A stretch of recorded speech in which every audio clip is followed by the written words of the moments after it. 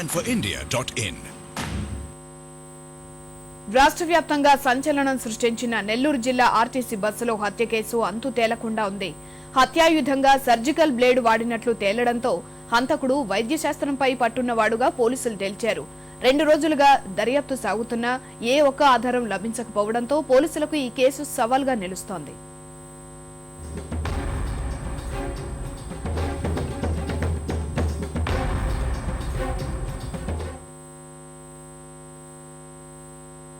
ఆంధ్ర తమిళనాడు సరిహద్దు ప్రాంతం నెల్లూరు జిల్లా తడవద్ద ఆర్టీసీ బస్సులు హత్యల కేసు ఇంకా కొలిక్కి రాలేదు.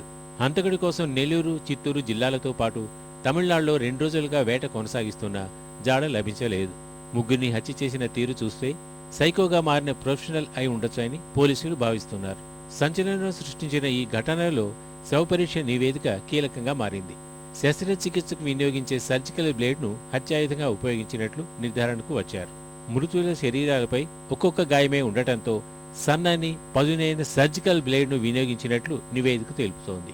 ఆగంతకుడు వైద్య శాస్త్రంలో అనుభవం ఉన్నవాడిగా పోలీసులు అనుమానిస్తున్నారు. ఫోరెన్సిక్స్ ఎక్స్పర్ట్తో మేము మాట్లాడినప్పుడు ఆయన ఒపీనియన్ ఏం చెప్పారంటే ఈ వెపన్ ఉపయోగించిన వెపన్ సర్జికల్ బ్లేడ్ అవడానికి ఎక్కువ పాసిబిలిటీ ఉన్నదండి. నార్మల్ నైఫ్ ఎంత షార్ప్ నైఫ్ అయినప్పటికి కూడా కట్ డిఫరెంట్గా ఉంటుంది. ఆ స్కిన్ కర్లీగా ఉంటుంది.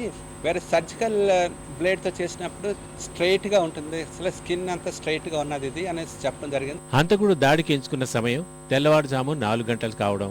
ఆ సమయంలో పోలీస్ పెట్రోలింగ్, జనసంచారం పెద్దగా ఉండదు. బస్సులో మిగతా ప్రయాణికులు సైతం ఆగంతకుడి ఆనవాళ్లు స్పష్టం చేయలేకపోతున్నారు. బస్సు డ్రైవర్ అందించిన సమాచారమే పోలీసులకు కీలకంగా మారింది. హంతకుడు నెల్లూరు, చిత్తూరు, కడప జిల్లాలో తలదాచుకునే అవకాశం ఉందని అనుమానిస్తున్నారు.